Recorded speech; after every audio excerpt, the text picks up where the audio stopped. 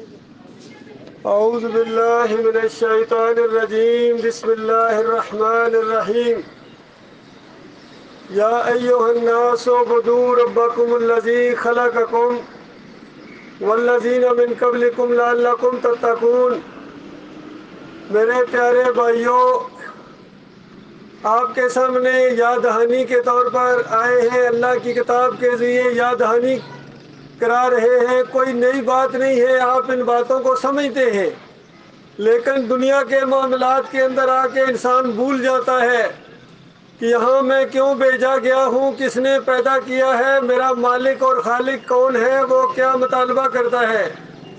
اللہ نے صرف ایک ہی مطالبہ کیا ہے انسانوں سے، اپنی نعمتوں کا ذکر کیا کہ اے انسانوں بندگی کرو، بندے بن جاؤ اس رب کے جس نے تمہیں پیدا کیا ہے، اور اس نے تمہارے آباء و اجداد کو بھی پیدا کیا تھا۔ وہی خالق ہے، مالک ہے۔ یہ بازار اور یہ جس کے اوپر آپ نے سڑکیں بنائی ہیں، زمین، اور یہ عمارتیں جو بنائی ہیں، یہ مارکیٹیں، یہ اس اللہ کی بنائی ہوئی زمین ہے۔ یہ ہوائیں جو چل رہی ہیں وہ اللہ چلا رہا ہے، اور تمہاری روزی کا انتظام کیا اللہ نے۔ بارشیں برسا کر طرح طرح کے پھل کھاتے ہو، سبزیاں کھاتے ہو، اناج کھاتے ہو، اور طرح طرح کی نعمتیں اللہ کی دی ہوئی ہیں۔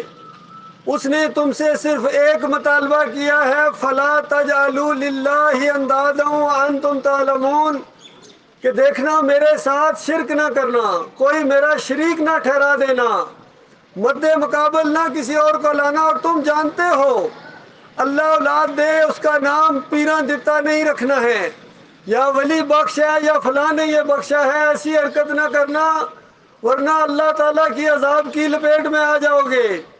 دنیا کے اندر بھی اللہ تعالیٰ نے ذلیل و خوار کیا ہے ایسی قوموں کو جنہوں نے اللہ کے ساتھ شرک کیا ہے۔ فرمایا قُلْ سِیرُوا فِی الْأَرْضِ فَانظُرُوا کَیْفَ کَانَ عَاقِبَةُ الَّذِینَ مِن قَبْلُ کَانَ أَکْثَرُہُم مُشْرِکِینَ، کہ اگر یقین نہیں آتا ہے تو چلو پھرو زمین کے اوپر اور پچھلی قوموں کی تباہی اور بربادی کا نظارہ کرو، اور آپ اس نتیجے پر پہنچیں گے۔ تمہارا مالک اور خالق یہ بات بیان کر رہا ہے کہ ان کو جو اللہ نے عذاب کی لپیٹ میں لایا وہ شرک کی وجہ سے تھا۔ قوم نوح کو پانی کے اندر ڈبکیاں دے دے کے مارا، کسی قوم کو عاد اور سمود کو اٹھایا اور اوپر سے پٹخ کر مارا، کسی قوم کے کلیجے پھاڑ دیے اللہ تعالیٰ نے چیخ سے، ایک بہت بڑی چنگار سے، اور فرعون کو اللہ تعالیٰ نے ڈبویا۔ اللہ کے بندوں صرف اسی وجہ سے کہ انہوں نے اللہ کے ساتھ بغاوت کی تھی، اللہ کا بندہ بننے کی بجائے انہوں نے الوہیت کے دعوے کیے۔ تو اللہ کے بندوں آج ہماری قوم بھی انہی جرائم کے اندر مبتلا ہو گئی ہے، جس وجہ سے پچھلی قوموں کے اوپر اللہ کے عذاب آئے تھے، اور آج یہ جو مہنگائی کا عذاب، فرقہ بندی کا عذاب، مسلک پرستی کا عذاب، یہ اللہ کے عذاب کی شکلوں میں سے ایک شکل ہے۔ سورہ الانعام کے اندر اللہ تعالیٰ نے اس کا ذکر کیا ہے کہ اگر تم بات ماننے کے لیے تیار نہیں ہو تو اللہ تعالیٰ اس بات پر پوری قدرت رکھتا ہے کہ وہ آسمان سے تمہارے اوپر آسمان سے عذاب نازل کرے۔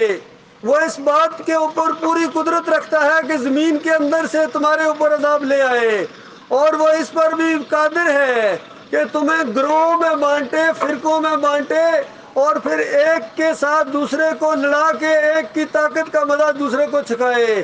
یہی عذاب آج امت مسلمہ کے اوپر اور پوری دنیا میں یہی عذاب آ رہا ہے۔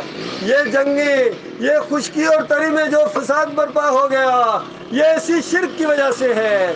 آج اللہ کو چھوڑ کر اللہ کے بندوں کو داتا کہا جاتا ہے، دستگیر کہا جاتا ہے، مشکل کشا اور حاجت روا کہا جاتا ہے، اور پھر ان کے نام کی نظر و نیاز کی جاتی ہے، کبھی 11ویں کی شکل میں، کبھی 12ویں کی شکل میں، اور کبھی 10 محرم کے شربت کی سبیلیں لگائی جاتی ہیں، ان کے نام کی یہ بانٹی جاتی ہیں۔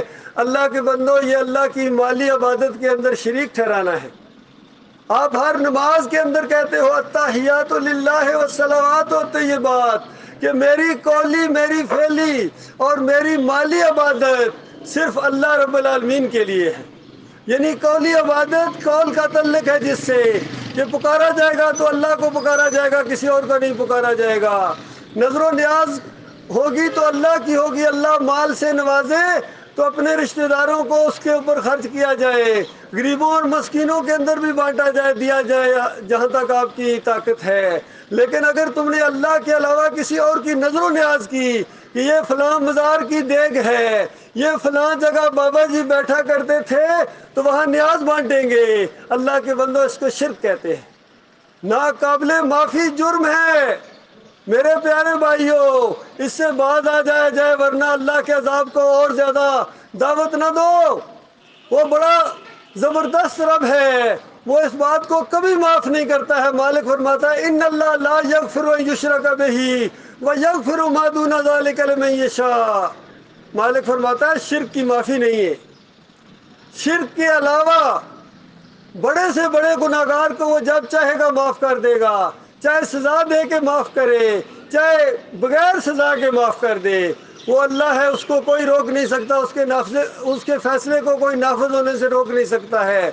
اس لیے آخری فیصلہ سنایا کہ کان کھول کر سن لو، انہ من یشرک باللہ فقد حرم اللہ علیہ الجنہ۔ جس نے اللہ کے ساتھ شرک کیا، پکی اور آخری بات یہ ہے کہ اس کے اوپر اللہ نے جنت کو حرام قرار دے دیا، اس کا ٹھکانہ جہنم کی آگ ہوگا، اور وہاں ایسے ظالموں کا کوئی مددگار نہیں ہوگا۔ دنیا میں آپ کو بڑے ملیں گے کہ ہم یہاں بھی تمہاری مدد کرتے ہیں، وہاں بھی تم پھنس گئے تو تمہاری مدد کریں گے۔ مالک فرماتا ہے کوئی مدد کرنے والا نہیں ہے۔ میرے پیارے بھائیوں، نبی علیہ السلام نے فرمایا من مات یشرک باللہ شیئا دخل النار۔ جس کی موت آئی اور شیئن شرک اس نے کیا ہے وہ آگ کے اندر داخل ہو گیا۔ اس لیے میرے بھائیوں، اپنی جان کو اور اپنے اہل و عیال کی جان کو جہنم کی آگ سے بچاؤ، ابھی موقع ہے۔ اگر موت آ گئی تو پھر یہ موقع ختم ہو جائے گا، پھر دوبارہ موقع آپ کو کبھی نہیں ملے گا۔ یہ پکار ہے، اللہ کی پکار ہے، دعوت اللہ ہے، یہ اللہ کی طرف بلاوا ہے میرے بھائیوں۔ یہ کوئی مسلک پرستی اور فرقہ پرستی کی دعوت نہیں ہے۔ ہم ووٹ مانگنے نہیں آئے ہیں آپ کے علاقے کے اندر کہ ہمیں ووٹ دے دو، ہم یہ نہیں کہتے ہیں۔ ہم کہتے ہیں اپنے مالک اور خالق کو مان لو، اس کے ساتھ شرک نہ کرو۔ شرک اللہ کو گالی ہے۔ اللہ کو گالی دینے کے بعد اگر کوئی قوم یہ سمجھتی ہے کہ جنت میں جائے گی تو اس کی خام خیالی ہے۔ یہ دین فی سبیل اللہ ہونا چاہیے۔ ہمارا کسی فرقے سے کوئی تعلق نہیں ہے، ہم بریلوی نہیں ہیں، ہم دیوبندی نہیں ہیں، ہم اہل حدیث نہیں ہیں، یہ سارے فرقے ہیں میرے بھائیوں، ہمارا ان سے کوئی تعلق نہیں ہے۔ ہم ہم کے پکارے یہ اعلان کر رہے ہیں، ہم مسلم ہیں، ہم اللہ کے آخری رسول محمد صلی اللہ علیہ وآلہ وسلم کو مانتے ہیں، لا الہ الا اللہ محمد رسول اللہ کی دعوت دینے آئے ہیں، اس کو تازہ کرنے آئے ہیں کہ دیکھو اللہ کے علاوہ کوئی معبود نہیں ہے، اللہ کے علاوہ کوئی داتا دستگیر مشکل کشا حاجت روا نہیں ہے، کوئی مدد نہیں کرتا ہے۔ یہ پکارے یا علی مدد، یا رسول اللہ مدد، یہ قرآن کا انکار ہے، یہ کلمے کا انکار ہے، اس کو قرآن شرک کہتا ہے، ناقابل معافی جرم ہے۔ للہ سے توبہ کرو، معافی مانگو اپنے مالک اور خالق سے۔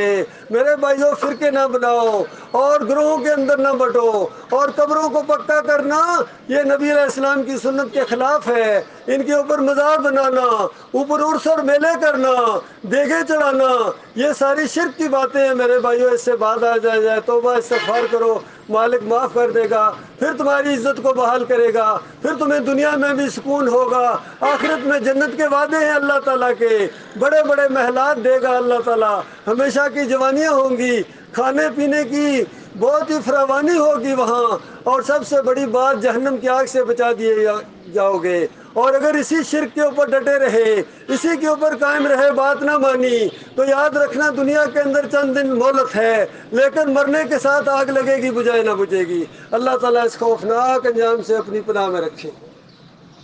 یہ بھائی کچھ کتابیں دے رہے ہیں، پڑھیے، کوئی قیمت نہیں ہے اس کی، مزید رہنمائی کے لیے ایک رسالے ہیں، کتاب ہے، ان کو پڑھیے، مزید آپ کی انشاءاللہ اچھے انداز سے